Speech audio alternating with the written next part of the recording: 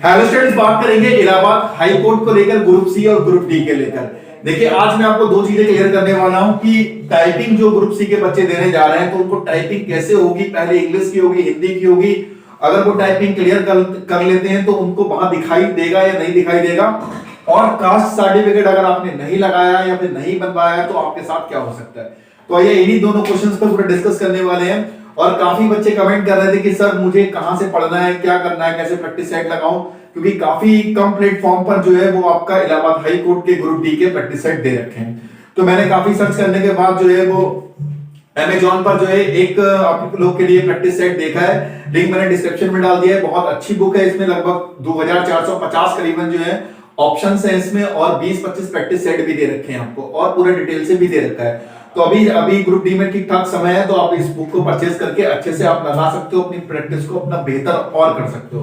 तो चलिए बात कर लेते हैं कि आखिर टाइपिंग को लेकर जो ग्रुप सी में टाइपिंग होती है वो कैसे क्या होती है। देखिए, सबसे पहले क्या होगा कि लगभग 5000 बच्चे हैं, तो आपका एक दिन में लगभग 700, 800, 900 बच्चों की टाइपिंग के लिए बुलाया जाता है। ज्यादा गैदरिंग में बच्चों को नहीं बुलाया जाता एक साथ। आपको क्या है, पहले बुलाया जाएगा, फिर आपका वेरिफिकेशन वगैरह स्टार्ट होगा, थोड़ा बहुत जो भी आपका एडमिट कार्ड है, आधार कार्ड वगैरह, ये सब वेरिफिकेशन होने के बाद जो है वो आपकी टाइपिंग के लिए आपको भेज दिया जाएगा, जाइए इस कमरे में आपकी टाइपिंग होगी, और वहां पे सर्वर को ऑन कर दिया जाएगा।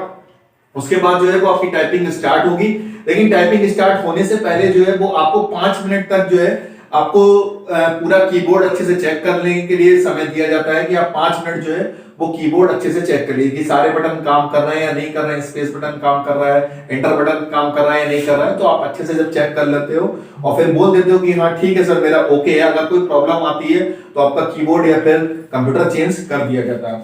देखिए, उसके बाद टाइम स्टार्ट होता है, और सबसे पहले आपकी जो टाइपिंग होती है वो इंग्लिश की होती है। इंग्लिश की टाइपिंग आपकी स्टार्ट होती है 2019 में। जो बच्चे सिलेक्ट है मैंने उनसे एक एक चीज पूछी है, तो उन्होंने ये कहा कि 2019 में क्या हुआ था कि इंग्लिश की टाइपिंग स्टार्ट की गई थी। इंग्लिश की टाइपिंग जैसे स्टार्ट हुई थी तो वो लोग टाइप कर रहे थे, लेकिन जो टाइप हो रहा था वो बोल्ड नहीं हो रहा था। कहने का मतलब ये है कि जैसे कि मान लीजिए पट्टी चल रही है और आप उसको टाइप कर लेते हो, तो वो पट्टी जो है वो ब्लैक नहीं होगी या फिर दूसरे रंग में नहीं होगी। आपको ये नहीं पता चल पाएगा कि कितना हमने टाइप कर दिया है। आपको खुद ही देखना पड़ेगा कि कहां पे टाइपिंग आपने छोड़ी है या कहां पे टाइपिंग कर रहे हो। ये थोड़ी सी प्रॉब्लम 2019 में हुई थी। अगर उसी सॉफ्टवेयर पे ये टाइपिंग कराई गई तो फिर भी यही प्रॉब्लम होगी कि आपको देखना है कि अच्छे से कौन सी लाइन आप टाइप कर रहे हो। तो यहाँ काफी बच्चों ने गड़बड़ की थी, इसमें काफी बच्चे डिस्क्वालीफाई हो गए थे, क्योंकि जो आप लोग घर पे करते हो टाइपिंग, उसमें क्या आप जो टाइप कर देते हो वो ब्लैक हो जाता है या फिर वो थोड़ा सा धुंधला हो जाता है। लेकिन वहां पर ऐसा नहीं था, तो बहुत ज्यादा प्रॉब्लम हुई थी। तो आपको बिल्कुल आंखें गड़ा के रखनी है बिल्कुल अच्छे से, और फिर अच्छे से टाइप आपको करना है। देखिए, सबसे पहले इंग्लिश आपकी टाइपिंग होगी। जैसे ही इंग्लिश टाइपिंग आपकी सबमिट होगी तो लिख के आ जाएगा कि आपने इतने लेटर टाइप करे और इतने लेटर टाइप नहीं, मतलब गलत तरीके से टाइप कर दिए हैं। तो वहां पर आपकी जो है वो WPM में स्पीड नहीं लिख के आती, बस ये लिख के आ जाएगा कि टोटल आपने इतने टाइप करे हैं और टोटल आपने इतनी मिस्टेक्स करी हैं। बस ये लिख के आता है 2019 के अकॉर्डिंग। हो सकता है कि यहाँ पे थोड़ा अपडेट करें, लेकिन अभी जो मैं मुझको पता जानकारी मिल रही है वो यही मिल रही है कि इतना सीधे जो है वो लिख के आ जाएगा कि आपकी टोटल टाइपिंग इतनी है और मिस्टेक्स इतनी है।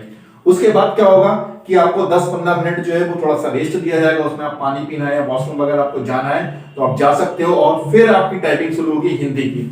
हिंदी की टाइपिंग जैसे स्टार्ट होती, आपको फिर वही प्रोसेस करना है कि आपका कोई भी जो अक्षर है वो ब्लर नहीं होगा, नहीं रंग चेंज होगा। आपको ध्यान से बिल्कुल टाइप करना है, तब कहीं जाकर आपका फाइनल टाइपिंग कंप्लीट हो पाएगी। तो ये पूरा प्रोसेस रहता है। जो मैं आपको सावधानी बरतनी है वो टाइपिंग को लेकर ही बरतनी है कि आपको बस लगातार लाइन पे अच्छे से टाइप करते रहना है।